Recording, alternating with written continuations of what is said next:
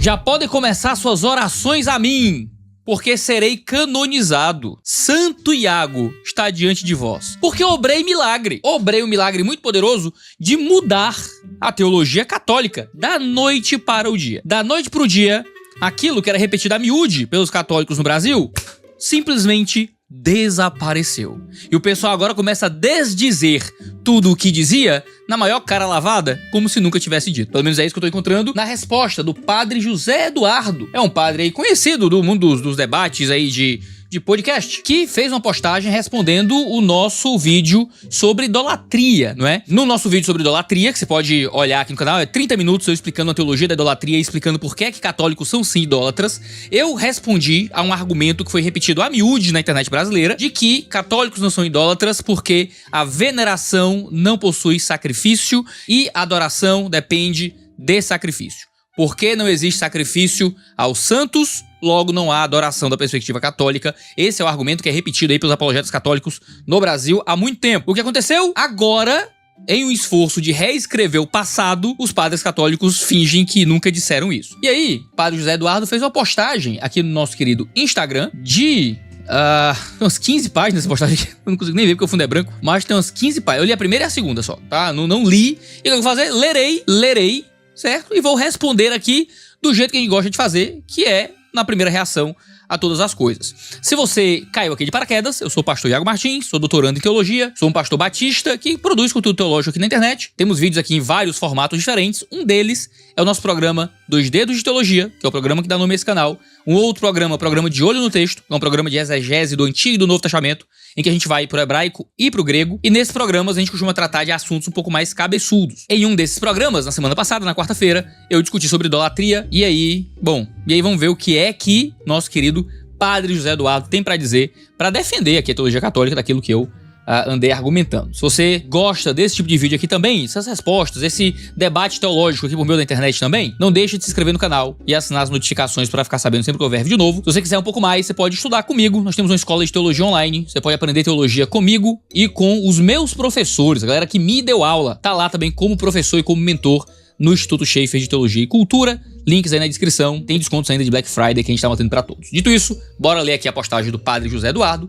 e vamos comentar tudo um por um. Vamos lá. Nós, católicos, não somos idólatras. Aqui é o que ele tá dizendo. Bom, vamos ver. Pela enésima vez, um pastor tenta confundir a audiência, tentando demonstrar que nós, católicos, somos idólatras. A calúnia é repetida incessantemente, na esperança de que se torne verdade. Cara, ninguém tem esperança que seja verdade. Na verdade, nossa esperança é que não seja. A minha esperança é que os católicos não sejam idólatras. Agora, um católico que não é idólatra, na minha leitura, vai ser um mau católico. Ele vai acabar virando um protestante. Conheço muitos católicos que não são idólatras, tá? Conheço uma boa quantidade de católicos que, no seu relacionamento com a fé católica, eles discordam da fé católica. Então, existem muitos católicos dentro do núcleo do catolicismo romano que não acreditam na fé católica em tudo. Porque isso parece uma característica muito intrigante da fé católica brasileira. O cara é católico, gosta da igreja católica, mas não segue todas as doutrinas católicas e acaba sendo um católico muito mais protestante do que católico. Conheço vários que são assim, que continuam dentro da igreja católica. Qual é a minha esperança? É que os católicos não sejam idólatras. Infelizmente, muitos são, e infelizmente a doutrina oficial da igreja católica como a gente mostrou no vídeo passado. Ele diz: já expliquei,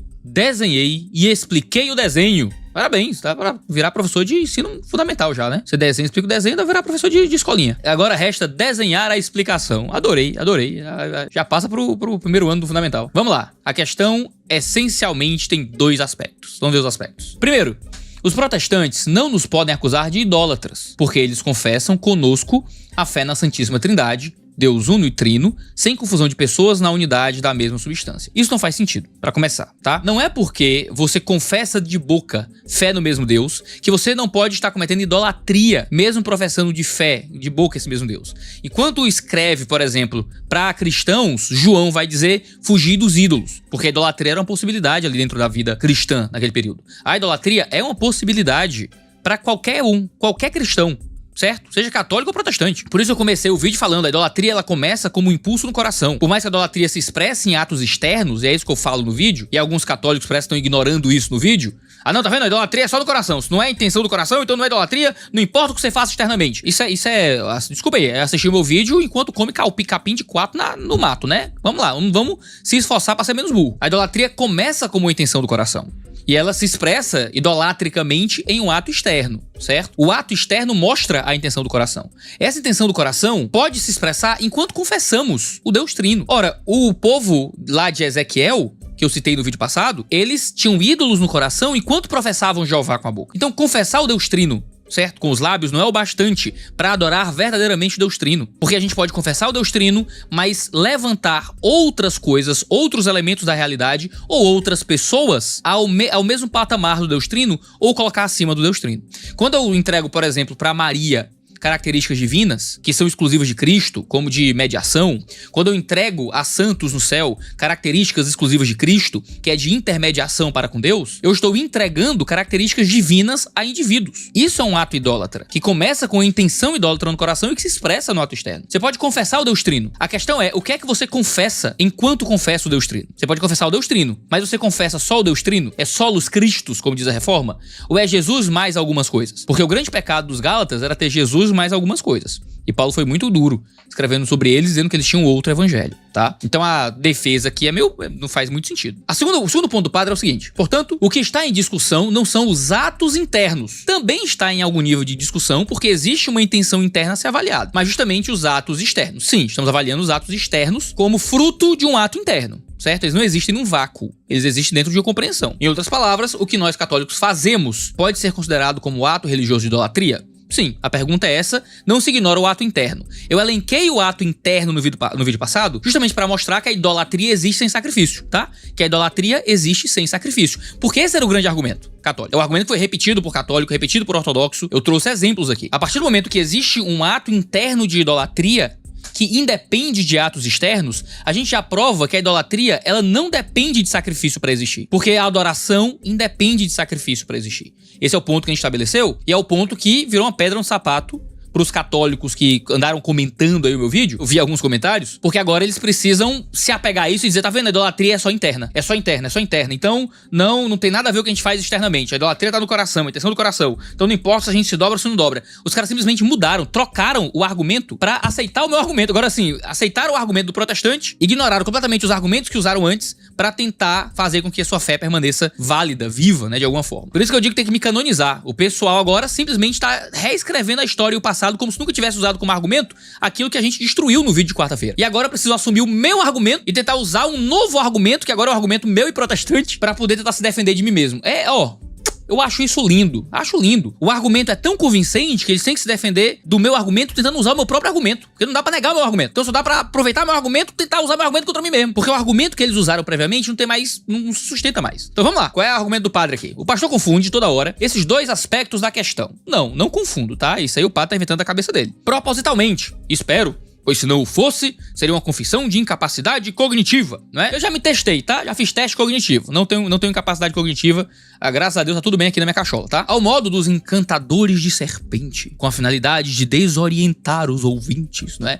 O cara não pode simplesmente dizer que eu tenho uma compreensão diferente da dele, assim. Porque assim, vamos ser honestos aqui. O padre aqui, ele quer enganar os ouvintes? Não. O padre só tem uma teologia diferente, uma fé diferente, uma compreensão diferente. Essa fé e essa compreensão vem da história de vida dele, do local que ele foi inserido no mundo, das compreensões, das vontades, dos desejos, dos anseios, dos afetos, da própria leitura racional que ele faz da escritura, dos apegos emocionais, da história de vida. Há 1 milhão de coisas que compõem o local onde um ser humano está em seu processo interpretativo. Eu não estou eximido disso. Eu não preciso dizer que o padre é um encantador de serpente que tem o interesse de desorientar os seus ouvintes para poder dizer que ele está errado, certo? Só pode dizer que eu discordo da leitura dele e a gente vai avaliar aqui objetivamente o fato teológico que está sendo analisado, sem precisar necessariamente, né, desse nível de bobagem, porque é bobagem, é coisa de criança, tá? E aí o padre careca aqui, o padre já é careca já é velho.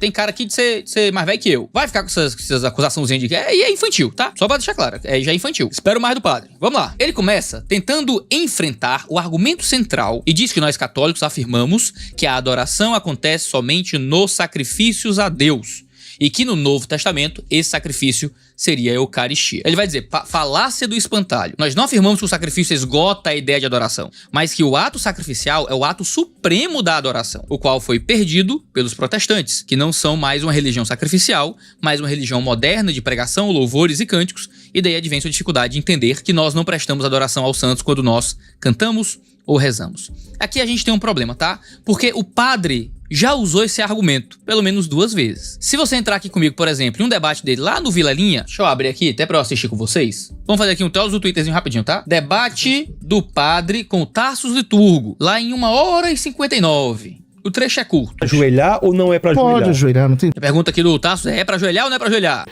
Aí não Tem a ver com a intenção, é isso? Não, é que o Pode se conceito de... curvar. Olha a pergunta do Vilela. Tem a ver com a intenção? É isso? Ele vai dizer não, certo? Tuller, bota de novo aí. Tem a ver com a intenção, é isso? Não. O Vilela pergunta, tem a ver com a intenção, é isso? O padre vai dizer não. Então a questão de ser adoração ou não, para o padre, não tem a ver com a intenção. Não é a questão da intenção do coração. Então assim, usar o meu argumento contra mim não é possível. Porque o padre está deixando claro que a grande questão da idolatria e da adoração não é a intenção do coração. Então é o que, padre? Nos explique. O Pode se conceito de curvar. adoração para os evangélicos, ele é exclusivamente louvor, prostrar-se.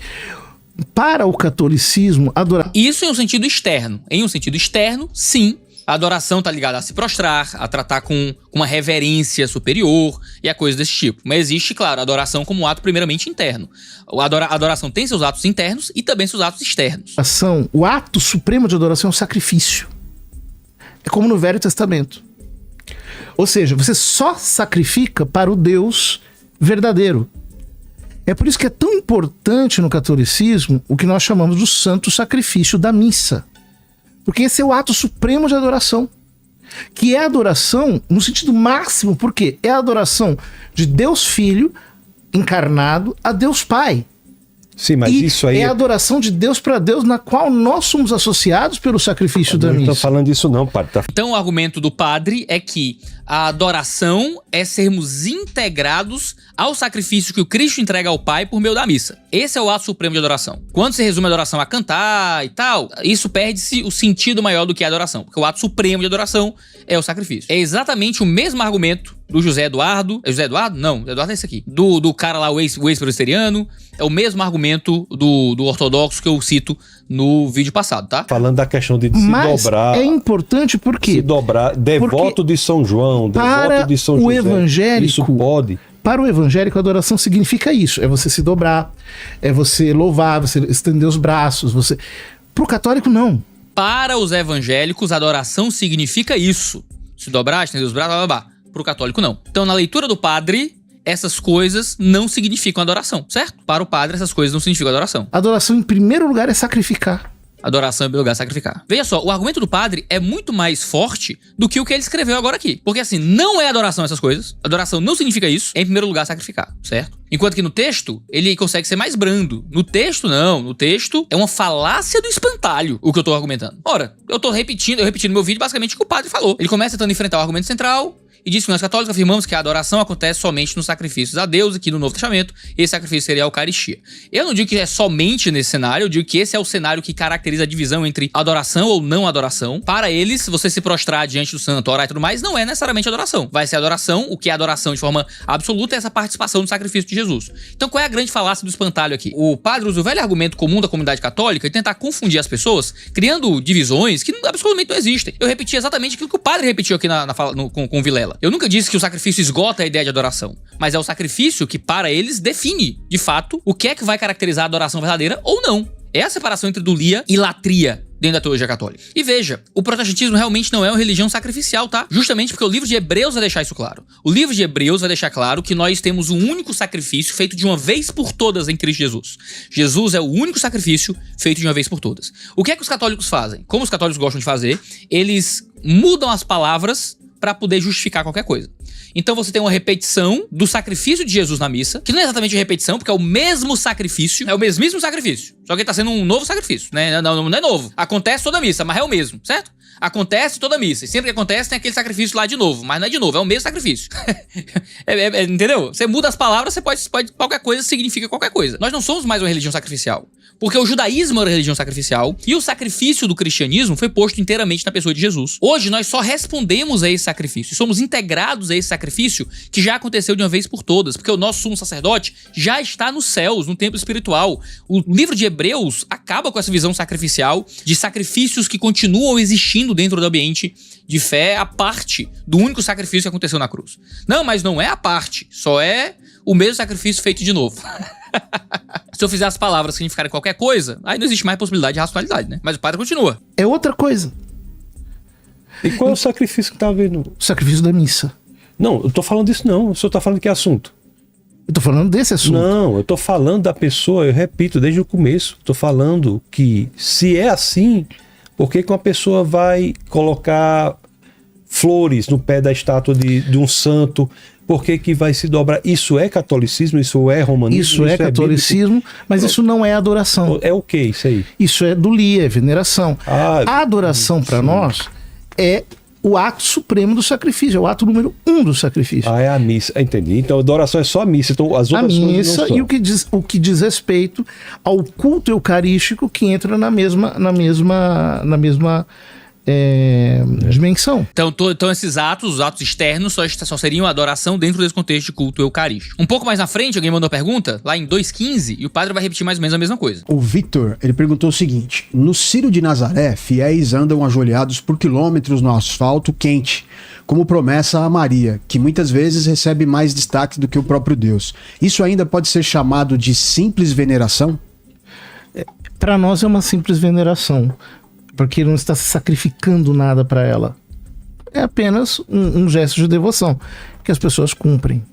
Ou seja, para ele não existe nenhum questionamento ao longo de todo esse debate aqui sobre vontades internas, desejos internos, impulsos internos. A grande questão para ele é essa divisão clara entre adoração e veneração. E aí quem é que tá certo, padre? Porque até ontem, padre, o senhor repetia esse argumento. Agora não é mais válido esse argumento? E não foi um deslize, tá, padre? Porque em outro debate, também no Vilela, agora não mais com o liturgo, mas com o nosso querido Luiz Saião, lá em 1h40, o senhor diz o seguinte, ó. Logicamente, seja outra coisa. Mas isso é porque, Saião, eu acho que aqui tem uma diferença entre o catolicismo e a ortodoxia em relação ao protestantismo.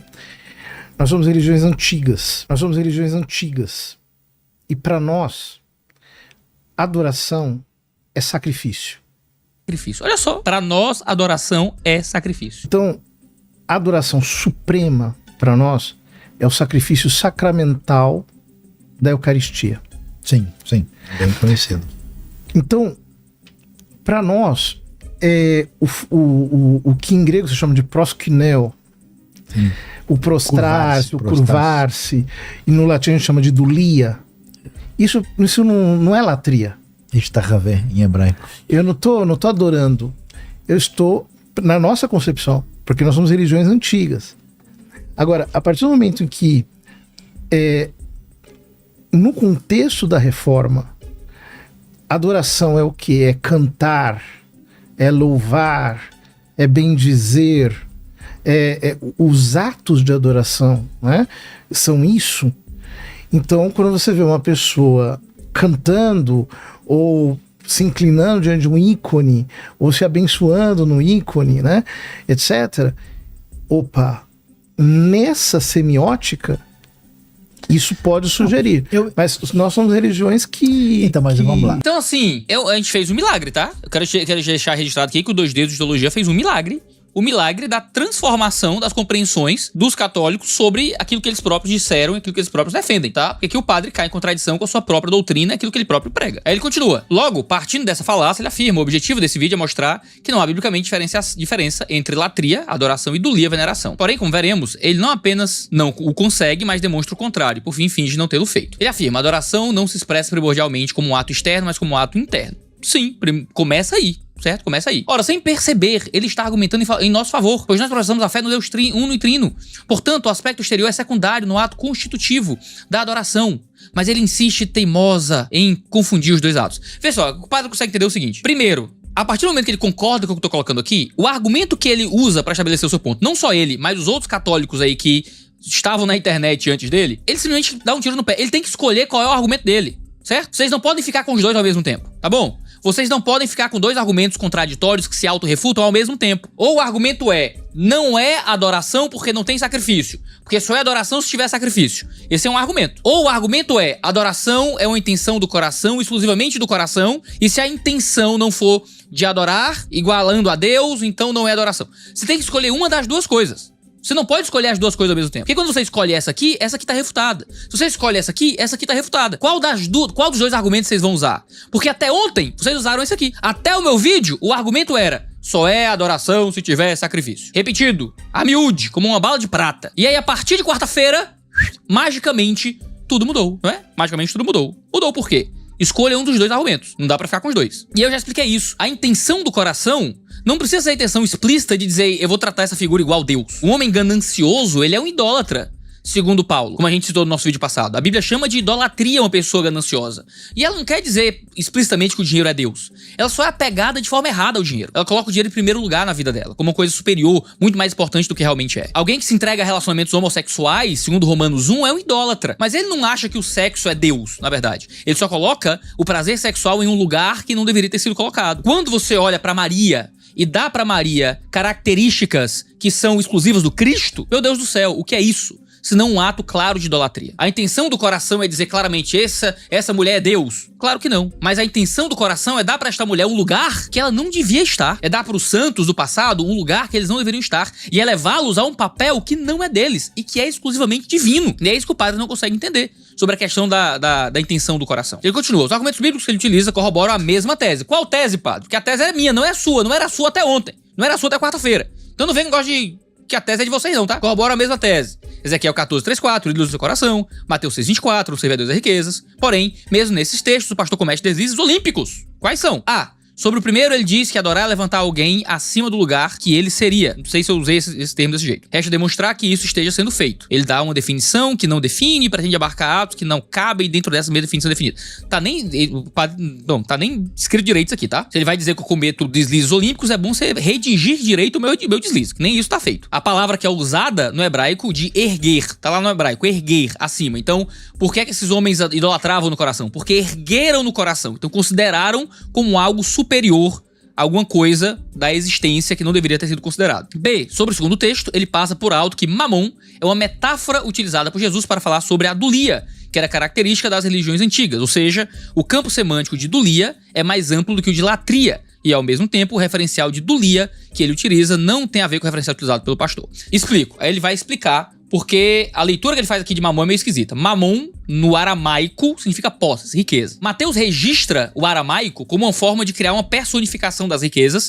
como se mamon fosse uma entidade. Ou seja, o amor às posses, a vontade do dinheiro, a preocupação com os bens, colocar o que você tem em primeiro lugar, era um ato de serviço às riquezas, ao ponto das riquezas serem consideradas como se fossem uma entidade. A metáfora aqui é das riquezas como um indivíduo, como um objeto, como uma coisa, uma pessoa, uma entidade personificada. O ato idólatra não é uma metáfora. O prostrar-se do coração aqui não é uma metáfora, é um ato de adoração. A ideia ali é de serviço, é de dulia, que é usado para falar de adoração no Novo Testamento também. A linguagem usada é a linguagem de idolatria em Mateus capítulo 6. E é isso que o padre não consegue perceber. Ele diz que vai explicar. Ele diz: nas religiões antigas, a dulia indicava um serviço devoto. Basta olhar para o candomblé, que é uma religião análoga dos povos antigos do Crescente Fértil. Não é muito não, tá? Mas tudo bem. Serve-se um orixá, divindade, inserido em uma casa de candomblé, templo, guiado por pai ou mãe de santos, sacerdotes, cuidando do assentamento, altar, oferecendo as comidas e obrigações próprias daquele orixá, sacrifício, comunhão, dieta religiosa, participando dos rituais de dança, canto, incorporação litúrgica e mística, e vivendo no dia a dia, de acordo com as regras, tabus e valores que aquele orixá inspira a moral. Não é uma prática solta, é uma relação de fidelidade dentro de uma tradição. Sim, é um ato de adoração, tá? Isso aqui é um ato claro de adoração. Servir a mamon, hermeneuticamente, corresponde ao modo de viver. Por exemplo, do homem contemporâneo, que serve a uma empresa, templo, guiado por um sacerdote, CEO, cuidando de um altar, trabalho, executando serviços, sacrifícios, participando dos lucros, comunhão, ideais da empresa, liturgia e mística, e vivendo de acordo com seu ofício moral. Isto é uma metáfora, ele vai dizer, não uma linguagem literal. Ou seja, para o padre, ele decidiu que a linguagem que é usada em Mateus 6 de dizer que aqueles homens estavam em uma relação de idolatria com o dinheiro é uma metáfora. Quer dizer que Romanos 1 também é uma metáfora? Quer dizer que o texto de Efésios, o texto de Colossenses, quando falam que o ganancioso é um idólatra e que a ganância é a idolatria, também é uma metáfora? É uma decisão muito clara de achar que é um mero ato metafórico. E se é um ato metafórico, não a linguagem literal, ele vai dizer, essa é uma metáfora para o quê? É uma metáfora para o quê? No próprio texto de Ezequiel, fala de uma idolatria que acontecia no interior daqueles homens. Era uma idolatria interior que acontecia no coração. As linguagens religiosas são aplicadas em Mateus 6 para falar do relacionamento com as riquezas. A palavra idolatria e a palavra idólatra são usadas por Paulo em textos correlatos nas epístolas. Paulo vai tratar como um ato de idolatria em Romanos 1, uma entrega sexual errada. O padre não tem uma teologia da idolatria muito bem estabelecida, certo? Muito claramente aqui. E porque ele não entende o que é idolatria no Antigo e no Novo Testamento, ele acaba achando que quando a Escritura fala de idolatria como esse impulso interior no relacionamento com as coisas, é uma mera metáfora. Uma mera metáfora. Jesus podia ter usado outra metáfora, o que é uma leitura muito pífia do texto do Novo Testamento. Se o padre me desse a sua caixa postal, ele manda uma cópia do No Alvorecer dos Deuses, que é o meu livro sobre idolatria baseado em minha dissertação de mestrado, tá? Tá lá toda a teologia da idolatria em que eu posso ajudar o senhor, se o senhor quiser. Certo? Se alguém me der a caixa postal do padre, eu mando pra ele, eu mando até autografado, certo? Com muito carinho. Eu não tenho nenhuma raiva do padre não, tá? Mas isso aqui, em termos de debate teológico, é meio fraco. Ele diz, e esta só é possível porque o campo semântico de idolia é mais amplo que o de latria. Ou seja, toda latria inclui idolia, mas nem toda idolia está inclusa na latria, o argumento dele. E eu posso até concordar com isso, sem nenhuma dificuldade. Por exemplo, quando um escravo, certo? Um escravo serviu o seu senhor, literalmente, escravo não é idolia. O termo idolia acaba sendo usado para se referir à vida religiosa e à prática religiosa também, justamente quando as pessoas tratam os líderes religiosos e outros elementos da existência como se eles fossem servos dessas coisas, como se fossem senhores. Um escravo, que é um doulos, certo? Ele não necessariamente está adorando o seu senhor, não é? Mas ele está em uma relação de subserviência, e esse tipo de relação de escravidão é a metáfora, você vai usar a linguagem do padre, que é incorporada dentro do ambiente religioso para falar do nosso relacionamento com Jesus. Nós somos doulos de Cristo e doulos de mais ninguém. Quando essa doulia é aplicada a outras pessoas, a gente acaba entrando justamente no cenário de latria. Até agora, só exemplos em nosso favor, ele vai dizer. É muito doido como as pessoas conseguem não perceber o quanto as coisas que estão diante delas são contrárias àquilo que elas estão tentando estabelecer, né? É meio sofrido, mas tudo bem. Mas exemplos são dados por ele. Ele vai dizer, Romanos 1, 18, 31, quando os atos sodomíticos são apresentados como idolatria, ele finge que não havia orgias rituais na antiguidade, cultos não apenas de fertilidade, mas de culto ao prazer. São Paulo escreve justamente para a igreja de Roma, onde aconteciam as festas bacanais, nas quais havia sacrifício de animais, libação de vinhos e orgias homossexuais e heterossexuais entre sacerdotes e fiéis. Mais uma vez, o referencial é cultico sacrificial. Não está escrito isso lá, não está isso no texto. O texto não leva a essa questão cultico sacrificial. E aqui é muito interessante perceber o padre usando o argumento de teólogos liberais, porque as únicas pessoas dentro do protestantismo que usam esse tipo de linguagem é teólogo liberal, tentando fazer com que a prática homossexual não seja tratada como pecado no Novo Testamento. O texto de Romanos 1 está sendo aqui destruído na intenção original de Paulo, quando você acha que o texto ali fala exclusivamente e trata como culto exclusivamente o ato de homossexualidade cultica, de homossexualidade litúrgica, né? Ora, por que Paulo estaria preocupado com a homossexualidade como um ato litúrgico, se o ato litúrgico não era exclusivamente homossexual? O ato litúrgico em Roma não era exclusivamente homossexual. Haviam prostitutas cultuais, prostitutos cultuais, e havia muito ato heterossexual, principalmente heterossexual, dentro dos ambientes cultuais. Se o problema de Paulo fosse o ambiente cultual, ora, Paulo falaria do ambiente cultual, ele não fala.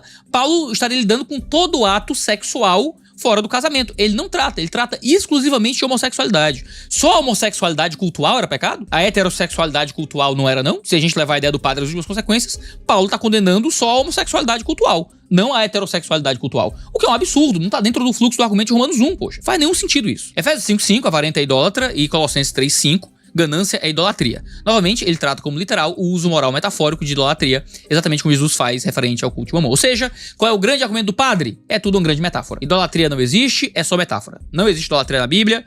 Idolatria como um ato do coração, um impulso interior em direção às coisas, é tudo metáfora. E aí o padre contradiz o argumento que ele rouba de mim do começo do vídeo. Porque se o argumento que o padre quer tomar de mim, e pode tomar, padre, porque tá na Bíblia, tá certo, pode levar, é seu, é de Deus esse argumento, de que a idolatria começa como um ato do coração, ora, se é um impulso do coração que gera a idolatria, como é que todas as vezes que a idolatria é tratada na escritura, é só metáfora? A menos que você esteja diante de um poste ídolo de verdade. E aí, de novo, o padre está refutando o argumento do qual ele está se utilizando, argumento este que é o que lhe protege de ter sido refutado quando eu acabei com o primeiro argumento dele. Entendeu?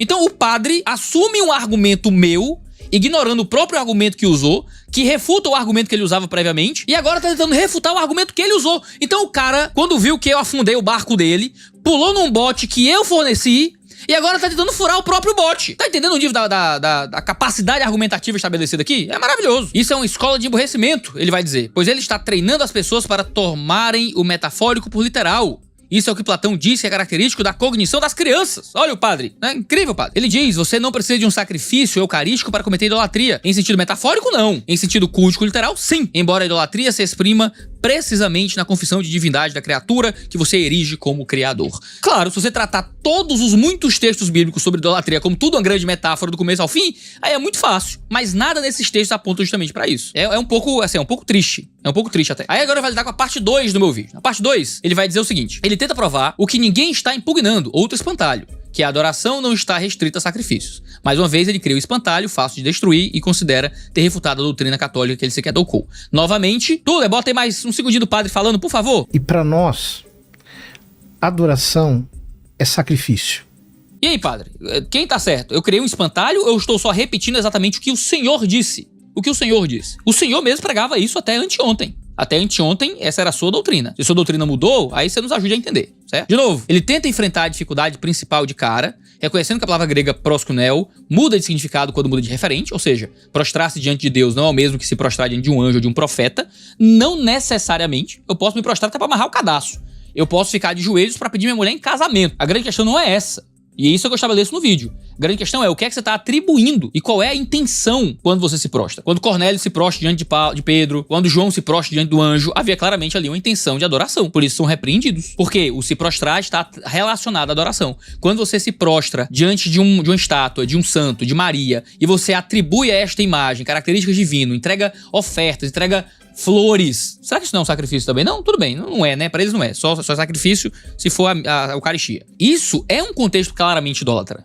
Isso é claramente idolatria, padre. E essa era a sua doutrina até ontem, padre. Até ontem. Ele cita Mateus 18, 26, quando Jesus fala do servo que implorou ao seu senhor o perdão da dívida, e depois Mateus 4, 9 e 11, quando Jesus se recusa a prostrar-se para idolatrar Satanás. Dali conclui corretamente que o ato externo pode ser o mesmo, mas o ato interno é diferente. Sim, isso é óbvio, é claro. Mas depois ele finge que não disse isso e passa a raciocinar sinonimicamente. Claro que não, padre. Vai você assistir o vídeo meio rápido, certo? Assista não bota no ponto 2 não, que eu falo rápido, que eu sou cearense. Aí você acaba perdendo o ponto. Assiste lá no uma vez mesmo que tá bom. Eu não estou tratando como sinonimicamente. Eu tô deixando claro que o ato físico de se prostrar não necessariamente carrega adoração, mas muitas vezes carrega, está relacionado intimamente com a adoração, e dentro do contexto católico, dentro de tudo aquilo que está atrelado cumulativamente ao que se atribui aos santos, é um ato claro de idolatria. Pá. Então ele toma diversos verbos hebraicos que são traduzidos em grego por proskuneo. Aqui é literalmente um print do meu vídeo. Curvar-se, ajoelhar-se, beijar, tremer, servir, para demonstrar o óbvio, que a palavra não significa sempre sacrifício, coisa que do Lia não expressa necessariamente. 3 exclamações. Em 1 Reis, por óbvio, proskuneu corresponde a um ato de adoração, quando ele diz que não inclui sacrifício, como pode comprovar a ausência de, pois a apresentação de uma oferenda a um ídolo que comportava beijar os seus pés, e no caso, o autor pode ter empregado apenas um eufemismo, como muito característico da linguagem bíblica. Então, para ele, há um texto em que as pessoas se prostram, e a única adoração que existe lá é se prostrar, na cabeça dele, não, mas tinha que ter um sacrifício ali. Porque na cabeça dele, para ter adoração, tem que ter sacrifício. Ele não acabou de argumentar no texto dele, há pouco tempo, de que você poderia ter adoração sem sacrifício, de que na verdade era só o ato supremo, que eu tava fazendo uma falácia do espantalho, e agora ele tá tentando deixar claro que mesmo em um texto que fala de adoração sem sacrifício, tem que ter sacrifício ali mesmo que não esteja ali. De novo, o padre tem que decidir qual é o argumento dele. Em todo caso, ninguém discute o espantalho que ele está querendo refutar, que a adoração, univocamente, seja expressa pelo sacrifício. Ao contrário, ele comporta muitos atos, mas, como ele mesmo disse, tais atos nem sempre implicam adoração. Aí ele usa um argumento e depois diz o próprio argumento. Quando ele diz que o povo de Deus não deveria prestar homenagem a falsos deuses, mais uma vez, quer fazer passar a ideia de que os santos são equivalentes a outros deuses. Falácia da generalização forçada. Meu ponto é, se você atribui características divinas aos santos e a Maria, características que a Escritura trata como exclusivamente de Cristo, você está divinizando essas figuras, tá? Isso aí é o básico. Ele reconhece que havia imagens no templo e que isso não era proibido. Muito bem, obrigado, padre! Era uma estrelinha na testa. E de onde os protestantes tiram, então, sua iconoclastia, baseada em versículos que interditam a idolatria. É interessante que ele tome o exemplo da serpente de bronze, a Nerutsan, que significa coisa de bronze, de 2 Reis 8:4, para dizer que Deus reprovava a idolatria. Ora, mais uma vez ele documenta, embora Deus proibisse de fazer imagens de tudo que há no céu e na terra, o mesmo Deus mandou Moisés esculpir uma serpente de bronze. No templo de Jerusalém estava a serpente de bronze, que Ezequias não acusou Moisés, nem muito menos Deus, de provocar a idolatria. De novo, aqui é um desconhecimento muito grande da doutrina protestante, tá? O padre não conhece a doutrina protestante. Pra deixar claro, ele tá criticando a doutrina que ele não conhece. Porque quem são iconoclastas dentro do protestantismo? Você tem grupos muito pequenos, assim. Você não tem muitos grupos iconoclastas dentro do protestantismo. Você vai ter alguns presbiterianos, alguns reformados, mas, cara, ó, você tem igreja batista com rito bizantino que usa ícone. Você tem ícones fazendo parte de toda a história da igreja. Batistas, luteranos, anglicanos. Cara, nenhum dos pilares da reforma são contra imagens. Todos são contra a veneração de imagens. Porque a nossa leitura, com exceção da leitura de alguns irmãos presbiterianos e reformados mais estritos, a nossa leitura, a proibição do decálogo é a proibição de fazer imagens para adorar. Fazer imagens como objeto de adoração. Fazer imagens como meio de representação de Deus e adorar essas imagens para adorar a Deus. Porque esse foi o grande problema do bezerro de ouro. O bezerro de ouro não era outra divindade. Leia o texto de Êxodo. O bezerro de ouro era uma representação de Jeová e havia idolatria em tentar adorar a Jeová por meio da adoração da imagem, entendeu? Então aqui é um desconhecimento muito claro. Protestantes normalmente não são contra a existência de imagens, não é isso. Nosso problema é com a idolatria a essas imagens. A coisa fica pior quando verificamos na arqueologia moderna que nos templos de Tima, associado aos medianitas, foi encontrado o ídolo em forma de serpente de bronze, provavelmente associado ao culto de cura, o que tem forte correspondência com relatos de Números e com o culto de Segunda Reis. Portanto, o mesmo Deus que proibiu a idolatria teria incitado o povo ao pecado? Pausa poética. O que não faz nenhum sentido no argumento que está sendo estabelecido aqui. O Salmo 94:6, vinde, adoremos, prostremos e ajoelhemos, ninguém está negando que esse seja um ato de adoração. Está sim, padre, estava sim, está sim. Bota de novo aí, Tuller, como é que é? Ele fala lá o que pro Saião? E para nós, adoração é sacrifício. Mas o próprio pastor demonstrou que eles não significam necessariamente adoração. Ele está, mais uma vez, confundindo o ato exterior com o ato interior de propósito. Idolatria é a prostituição porque é um esquecimento de Deus, de acordo ad demonstrandum, em que a idolia incide nisso. Mesmo que a diferença tá ficando chato já. Mesmo a diferença semântica entre idolatria e idolia não se sustenta linguisticamente. Ora, a doutrina católica não precisa de nenhuma mágica de dicionário. E se o pastor a acusa implicitamente de inventar uma distinção artificial, a única coisa que precisamos usar contra ele é ele mesmo. Ele reconhece que há uma distinção quando diz que latria se refere majoritariamente a Deus e idolia em relação ao humano entre servo e senhor. Que é, obviamente, é isso que o padre parece que dormiu nessa parte do vídeo, que é aplicado ao relacionamento com Deus também. A diferença não é um truque de dicionário, é uma diferença de objeto. Deus como fim último, ou criatura como servo de Deus. Se alguém dá a um santo um lugar de fim último, isso não é idolia. É exatamente idolatria que a igreja condena. É muito engraçado assim, porque até o público já entendeu que existe um jogo de dicionário muito claro aqui. Se você trocar o nome das coisas, as coisas significam qualquer coisa. Então um cara comentou no vídeo até, eu não lembro como é que é o comentário, mas ele disse, quando sua mulher pegar você traindo ela, não é adultério, não é adultério, é só tério. E o tério não é pecado. Tério é adultério. O adultério é se houver, sei lá, amor. Como não tem amor, tem só a parte física, o tério pode. O adultério é que não pode. Tipo aquela galera que cria relacionamento aberto, e aí o relacionamento aberto diz, não, só é adultério se ele não me contar. Se ele sair com outra pessoa e eu souber, aí não é adultério. Agora, reinventa, as palavras significam qualquer coisa na cabeça desse povo. E aí pronto, aí se é assim, acabou, né? Liturgia também se refere ao culto, é o culto existencial, argumento completamente relevante para o intento. Atos 10:25, Cornélio caiu aos pés de Pedro e se prostrou, prosquinem, Pedro levantou dizendo, eu também sou homem. Cornélio ainda sem plena formação cristã, se prostra diante de Pedro como se estivesse diante de alguém mais que humano, quase um ser divino. Pedro corrige, eu também sou homem. Isto é, recusa qualquer adoração ou divinização da própria pessoa, sem nenhum sacrifício, tá? Ele recusa a idolia de Cornélio, porque naquele caso era equivalente à idolatria pagã. Bem-vindo, padre! Bem-vindo! Bem-vindo, padre! Espero o senhor na próxima Igreja Batista, tá? Finalmente. Naquele caso, era equivalente à idolatria pagã. O pastor lhe diz que ali não há sacrifício, mas adoração. Mas já está clara a questão que ele ainda persiste em confundir. O sacrifício é o ato máximo da adoração, não o exclusivo, o qual, sobretudo, é interno. E aqui, ó, a linguagem que vocês usaram até quarta-feira, a linguagem que vocês usavam era quase exclusiva. Tá? Nem vem. A defesa de vocês, todos, até quarta-feira, era... não é idolatria porque não tem sacrifício. Não é idolatria porque não tem sacrifício. Se não é o ato exclusivo, então por que é que a ausência de sacrifício gera necessariamente a ausência de idolatria? Certo? Porque o argumento, de novo, o argumento até quarta-feira... do ex-presbiteriano, que eu não lembro mais o nome de ninguém, que eu sou um idiota mesmo, esqueço o nome de todo mundo, do ortodoxo lá. Por que é que o argumento de todos vocês até quarta-feira era... O que faz com que esses atos não sejam idolatria, essa prostração e tudo mais, o que faz com que não seja idolatria é que não tem sacrifício. Ponto. Esse era todo o argumento até quarta-feira. Por que agora esse argumento mudou, padre? Por que virou outra coisa? Aí o senhor tem que se explicar. Por que o argumento mudou? Ora, se naquele caso equivalia à idolatria pagã, será que no caso dos senhores não se equivale também à idolatria pagã? Quando eu digo que Maria e digo que os santos têm características e funções que deveriam ser só de Cristo, segundo vários textos do Novo Testamento? Vamos lá, padre, continua. Não sei nem onde é que eu tô mais aqui. É longo o negócio. Tô no 11, não sei quantas são. Apocalipse 22, mais uma vez, a questão se reveria se lesse no texto grego. A padre, aí vamos lá. Lê o texto grego com atenção. Aí você pega no meu negócio aí que eu tenho até curso de grego. Se quer aprender grego comigo, tem link aí na descrição. Eu, Guilherme Nunes, a gente dá aula de grego pra você, se vocês quiserem aí. Diz assim, ó. Caí para prostrar-me em adoração na frente dos pés do anjo. O anjo, cuidado, não faça isso, sou companheiro de serviço, ao Deus prostrai. Ou seja, a questão não é que em êxtase João tem de idolatrar o anjo, mas que ele se posiciona prostrado ali. E o anjo convida a prestar culto junto com ele.